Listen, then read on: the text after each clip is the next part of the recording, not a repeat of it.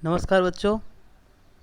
सिद्धार्थ शिक्षा सदन सोयतोड़ द्वारा संचालित ऑनलाइन क्लास में आप सबका एक बार फिर से स्वागत है।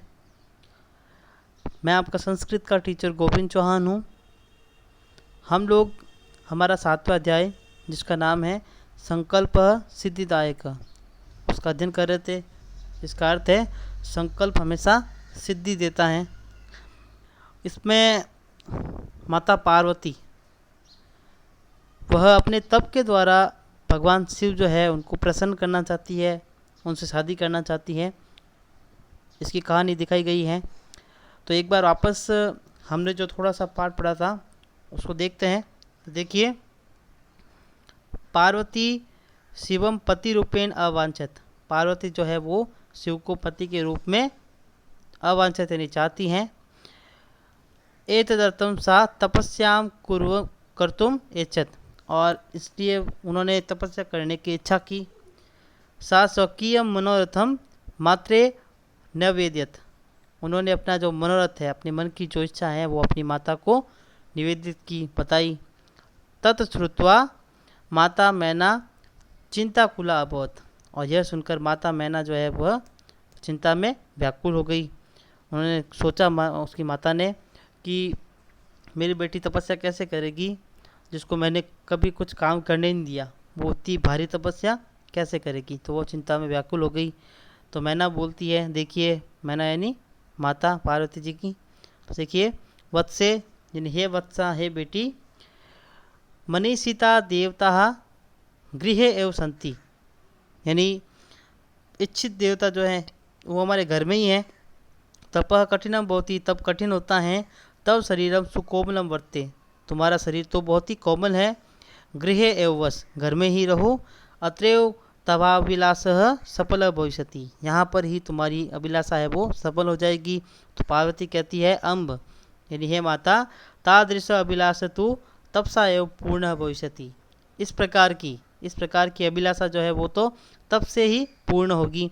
अन्यथा तादृशम पतिम कथम प्राप्स्यामि, इसके अलावा जो है मैं इस प्रकार का पति कैसे प्राप्त करूँगा, शिव को पति के रूप में कैसे प्राप्त करूँगी ऐसी तपस्या के बिना।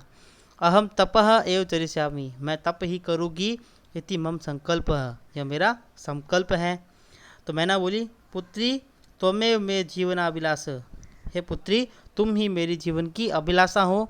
तो पार्वती जी आपस बोले, सत्यम यानी सत्य है। परम मम मनः लक्ष्यम प्राप्तुम आकुलितम वर्तते, लेकिन मेरा मन जो है वो लक्ष्य प्राप्त करने के लिए व्याकुलित है, आकुलित है। सिद्धिम प्राप्य पुनः तवे शरणम आगमिष्यामि, सिद्धि प्राप्त करके वापस जो है पुनः आपकी शरण में ही आऊगी। अद्य विजया साकम गौरी शिखरम गच्छामि, आज ही जो है वो विजय के साथ मैं गौरी शिखर पर्वत पर जाती हूँ। ततः पार्वती निष्क्रामती, और फिर बाद में पार्वती जो है वो निकल जाती है। अब देखते हैं हम अपना आगे का पाठ। तो देखिए बच्चों, पार्वती मनसा वचसा कर्मणा च तपह एव तपति स्म। मैंने आपको बताया था पार्वती जो है वो मनसा यानी मन से, वचसा यानी वचन से, और कर्मणा यानी कर्म से, च तपह तपति स्म, वह तपस्या करती है।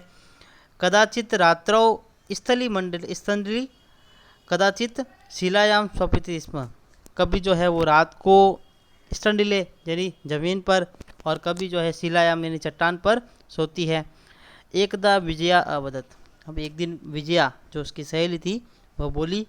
विजया क्या बोली, देखिए, सखी यानी हे सखी, हे सहेली, तपह प्रभावात, यानी तप के प्रभाव से, यहाँ पर है पंचमी विभक्ति एक वचन, तप के प्रभाव से, हिंस पशुओपि तब सखाए जाता है।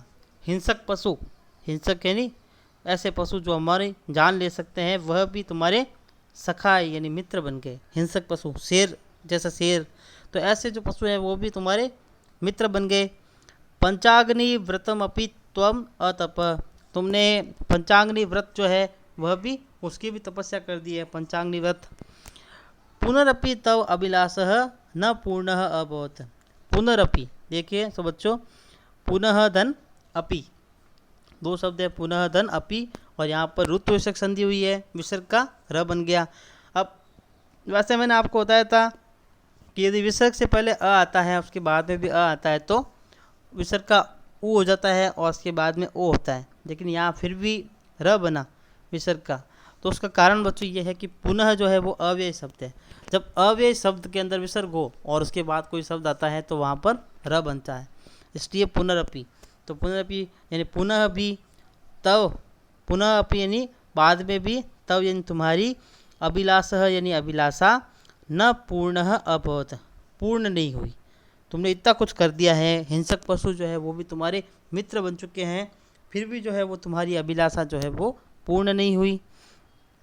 पार्वती बोली, अय विजये यानी हे विजया, किम न जानासी, क्या तुम नहीं जानती हो, मनस्वी कदापि धैर्यम न परित्यजति। मनस्वी का अर्थ है मनस्वी, कदापि यानी कभी भी, कदाधन अपि, कदाधन अपि यहाँ पर है बच्चों दीर्घ संधि, तो कभी भी, धैर्यम यानी धैर्य, न परित्यजति यानी नहीं त्यागते हैं। मनस्वी व्यक्ति जो होते हैं वो कभी भी अपनी धैर्य को नहीं त्यागते हैं। अपि च मनोरथा नाम अगति नास्ति, मेरे जो है वो मनोरथ जो है कभी भी पूरे नहीं होते। मेरे क्या, सभी जो इंसान हैं उनके कभी मनोरथ पूरे नहीं होते। अब विजय ने बोला था पार्वती को कि तुम्हारे जो है वो हिंसक पशु भी तुम्हारे मित्र बन गए हैं, तुम्हारे कई मनोरथ अभी पूरे हो चुके हैं, तो फिर बाद में ये मनोरथ पूरा क्यों नहीं हुआ। तो पार्वती ने बोला कि मनस्वी कभी धैर्य को त्यागते नहीं हैं और मनोरथ जो है वो कभी भी पूरे नहीं होते। अगति नास्ति यानी कभी पूरे नहीं होते, मनोरथों की अगति नहीं होती है। तो विजया बोली, त्वम वेदम अधीतवती, तुमने वेद पढ़ लिए। जब पार्वती जी जो है तपस्या कर रही थी तब उन्होंने वेद पढ़े थे, वेदों का ज्ञान किया था। यज्ञम संपादितवती, यज्ञ संपादित कर दिए, यज्ञ किए कई सारे। तपह कारणात जगति एव तव प्रसिद्धि, और तप के कारण से तुम्हारी पूरे जगत में प्रसिद्धि हो गई, तुम पूरे जगत में प्रसिद्ध हो गई, पार्वती नाम पूरे जगत में प्रसिद्ध हो गया। अपर्णा इति नामना अपि त्वम प्रथिता, और लोगों ने जो तो है वो तुमको अपर्णा नाम भी प्राप्त करवा दिया, यानी तुम्हारा नाम जो है वो अपर्णा दे दिया। पुनरपि तपसः फलः नैव दृश्यते, इसके बाद में भी जो है वो तप का, तपस्या का जो फल है वह नहीं दिखाई देता है। तो देखिए बच्चों आगे क्या हुआ। तो देखिए पार्वती जी आपस कहती है, अयि आतुर हृदये, अयि आतुर हृदये यानी हे आतुर हृदय वाली, हे आतुर हृदय वाली, कथम त्वम चिंतिता, तुम जो है ये कैसे सोच रही हो, तुम कैसा सोच रही हो।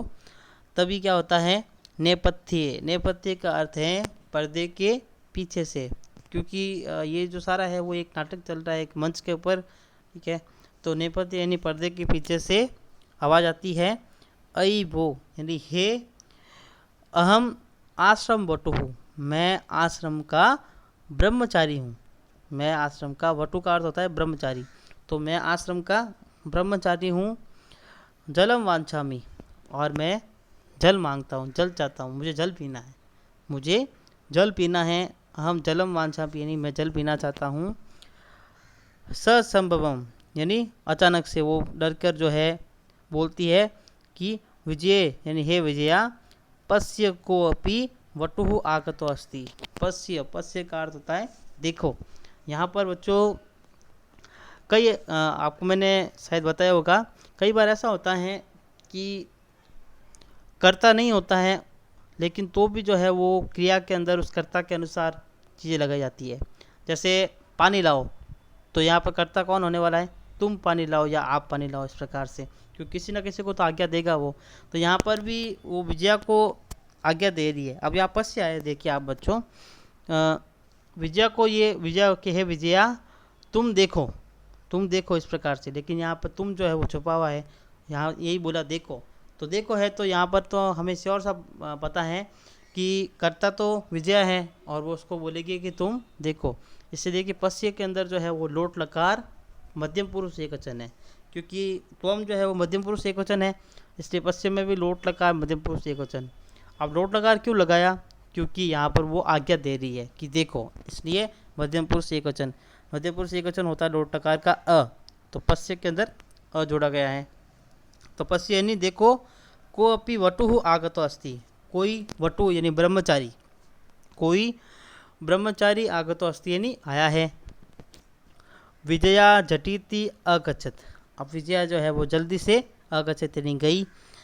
सहसेव वटुरूपधारी शिव तत्र प्राविशत, अब सहसेव यानी अचानक ही, सहसा धन एव, सहसा धन एव, यहाँ पर है बच्चों वृद्धि स्वर संधि, आ के बाद में ए आया तो आई बन गया, तो वृद्धि स्वर संधि है। सहसा यानी अचानक, एव यानी ही, तो अचानक ही वटु रूपधारी यानी ब्रह्मचारी का रूप धारण करके, वटु रूपधारी ब्रह्मचारी का रूप धारण करके शिव तत्र प्राविशत, शिव जो है वहाँ पर प्रवेशित हुए, शिव वहाँ पर आए।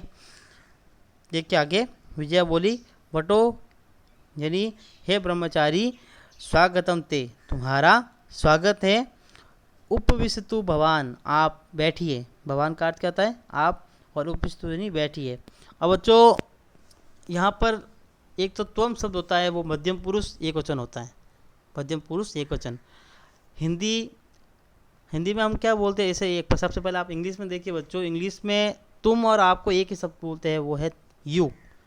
यू यानी तुम भी होता है और यू यानी आप भी होता है। फिर हिंदी में हम बोलते हैं तुम और आप, दो शब्द होते हैं। उसी प्रकार से संस्कृत में भी त्वम और भवान होता है। भवान का अर्थ होता है आप और त्वम यानी तुम। लेकिन बच्चों त्वम जो है वो मध्यम पुरुष एक वचन है, लेकिन भवान जो है वो प्रथम पुरुष एक वचन है। भवान शब्द है ना, वो प्रथम पुरुष एक वचन है। इसलिए देखिए यहाँ पर उपविशतु अतु जुड़ा हुआ है, प्रथम पुरुष एक वचन ही आता है ना, अतु लोटकार में आज्ञा दे रही है, ठीक है, कि आप यहाँ पर बैठो, तो उपविशतु भवान यानी आप बैठिए। यह मैं सखी पार्वती, यह मेरी सखी पार्वती है, यह मेरी सहेली पार्वती है। शिवम प्राप्तुम अत्र तपः करोति, यानी शिव को प्राप्त करने के लिए यहाँ पर तप करती है। तो बच्चों आज हम यहाँ तक ही पढ़ेंगे। अब देखते हैं इसका हिंदी अनुवाद। तो बच्चों हिंदी अनुवाद मैंने वहाँ से करवाया है जहाँ से हमने छोड़ा था। तो देखिए, पार्वती मन वचन और कर्म से तपस्या करती थी। कभी रात को ज़मीन पर तो कभी चट्टान पर सोती थी। एक दिन विजया बोली, एक दिन विजया जो है वो बोली, देखिए क्या बोली विजया, हे सहेली, तप के प्रभाव से हिंसक पशु भी तुम्हारे मित्र बन गए, हिंसक पशु भी तुम्हारे मित्र बन गए। पंचांगनी व्रत की पंच तपस्या भी तुमने कर ली, पंचांगनी व्रत है उसकी 5 तपस्या होती है, वह भी तुमने कर लिया। फिर भी तुम्हारी तपस्या पूरी नहीं हुई है, तुम्हारी अभिलाषा पूरी नहीं हुई है, तुम्हारी तपस्या, तुम्हारी जो अभिलाषा है वह पूरी नहीं हुई है। तो देखिए पार्वती क्या बोलती है कि हे विजया, क्या नहीं जानती, मनस्वी कभी भी धैर्य नहीं त्यागते हैं। मनस्वी व्यक्ति जो होता है वो कभी भी धैर्य नहीं त्यागते हैं, और इच्छाएं कभी भी पूरी नहीं होती है, इच्छाएं कभी पूरी नहीं होती है। व्यक्ति की जो इच्छा होती है, आज उसने यह इच्छा की तो कल कुछ और इच्छा करेगा। जब तक इच्छाएं पूरी होती रहती है वो आगे अन्य दूसरी इच्छाएं करता रहता है, तो इच्छाएं कभी भी पूरी नहीं होती। विजया बोली, तुमने वेद पढ़ लिए, वापस देखिए, तुमने वेद पढ़ लिए, यज्ञ का संपादन भी कर लिया, तप के कारण जगत में प्रसिद्ध हो गई हो, अपर्णा नाम जो है वो तुमने प्राप्त किया है, उसके बाद भी फल दिखाई नहीं दे रहा है। तो देखिए पार्वती क्या कहती है, हे आतुर हृदय वाली, हे आतुर हृदय वाली, तुम कैसे चिंतित हो, तुम चिंतित क्यों हो रही हो, ठीक है। तभी पर्दे के पीछे से आवाज़ आती है, हे मैं आश्रम का ब्रह्मचारी हूँ, जल चाहता हूँ, मुझे जल पीना है। तो वो घबराते हुए बोलती है कि हे विजया, देखो कोई ब्रह्मचारी आया है। आगे देखिए बच्चों, विजया जो है वह जल्दी से जाती है। अचानक ही ब्रह्मचारी रूप में शिव वहाँ पर प्रवेश करते हैं। तो विजया बोलती है, हे ब्रह्मचारी, तुम्हारा स्वागत है, आप बैठिए, यह मेरी सहेली पार्वती है, शिव को प्राप्त करने के लिए यहाँ पर तप कर रही है। तो बच्चों आज हम यही तक पढ़ेंगे। आपको क्या करना है, संस्कृत पाठ लिखना है जहाँ पर हमने छोड़ा था। मैंने जहाँ से अभी पढ़ा है वहाँ से नहीं, बल्कि जहाँ हमने छोड़ा था वहाँ से संस्कृत में पाठ लिखोगे और फिर इसका हिंदी अनुवाद लिखोगे, और शाम को 4 से 5 बजे के बीच में मुझे होमवर्क के रूप में आप इसे भेजोगे। धन्यवाद।